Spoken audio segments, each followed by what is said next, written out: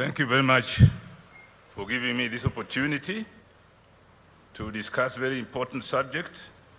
Your Excellency, the President of the Republic of Kenya, Dr. William Samoei Ruto, Your Excellency, the Deputy President, Excellencies, Governors, distinguished Cabinet Secretaries, Members of Parliament, representatives of the private sector, academia, faith-based organizations, and civil society, distinguished guests, our dear friend, Dr. Hino, Professor Hino, who has been with us for a week now and who knows Kenya very well and has been working with us very closely on visioning the development of Kenya. Thank you very much, Prof, for coming. We gather here today for an extremely important occasion in national duty. We are here to begin a national conversation on Kenya's development goals for the next few decades. Collectively, here and in all parts of this country, in the days to come, we want to build for the future.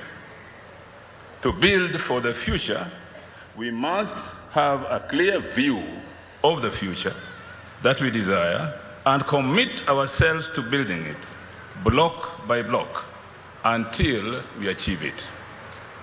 Many of us here today in this audience are perhaps asking themselves why this conversation is necessary at this time. Why now?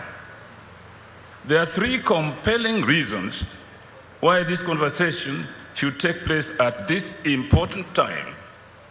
First, our country has been guided by Vision 2030 as its long-term development plan since 2008. Implemented through successive 5-year medium-term plans covering the period 2023 to 2027, remains anchored on Vision 2030. But what happens after 2027? This is where medium-term plans becomes important. If Kenya simply develops another 5-year plan without first agreeing on the country's long-term destination beyond 2030, our planning process risks becoming another cycle of programs and projects without a sufficiently clear national direction. Vision 2030 was intended to transform Kenya into a newly industrializing middle-income country, providing a high quality of life to all its citizens in a clean and secure environment. With 2030 now just around the corner, it is necessary to take stock of how far we have so far come.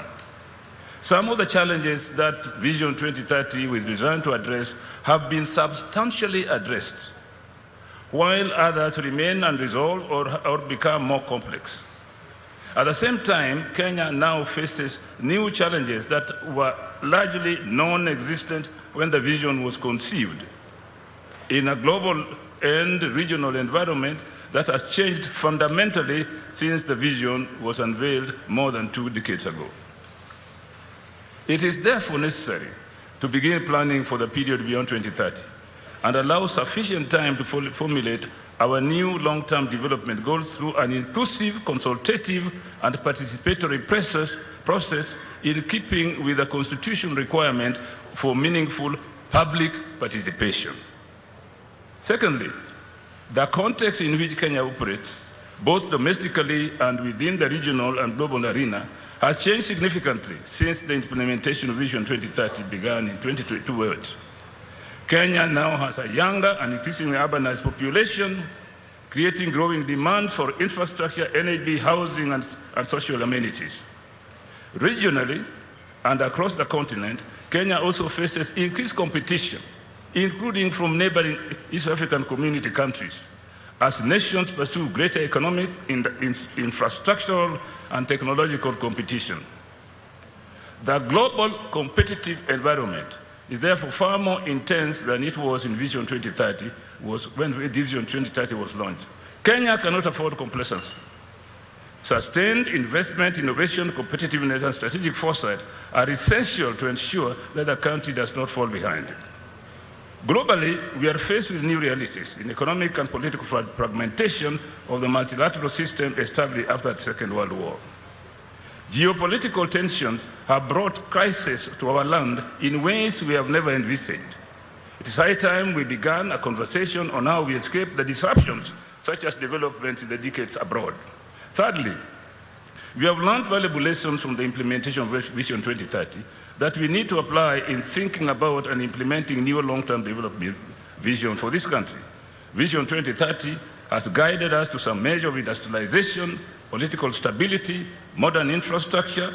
There is more to be done to enable us to transition to a high-income, high-value, resilient economy whose wealth is broadly shared among the citizens. There have been fair assessment of successes and challenges of implementation of Vision 2030 done by various state and non-state actors. Some of these assessments have gone further to attribute the limited achievement of Vision 2030 to certain explanatory factors, including but not limited to inadequate financial resources and a weak capacities for coordination and supervision of implementation. We will hear more of these perspectives in the course of this day and in future conversations. Ladies and gentlemen, let me at this point spell out a key feature of this conversation. First, it must remain a national and an inclusive conversation about Kenya. Despite the fact that general elections are due in just about a year, this conversation is not about the next general elections. Indeed, one of the lessons that Kenya must learn from the countries that achieved socioeconomic transformation in recent history, in Asia, for example, is that long-term development goals must not be disrupted by electoral cycles and the political leadership that such elections bring up from time to time. Your Excellency, ladies and gentlemen, it is important to note that we do not have a plan yet at this time, except for some guidelines on how to produce it. This meeting is therefore the first step in a journey that must not be rushed. Let us give ourselves reasonable time to have an inclusive conversation among Kenyans regarding the future of our nation. Let us join this national conversation with open minds and a shared sense of purpose to imagine and craft our collective future as one Kenyan people and build consensus on how best to achieve our national goals for shared prosperity. Thank you very much.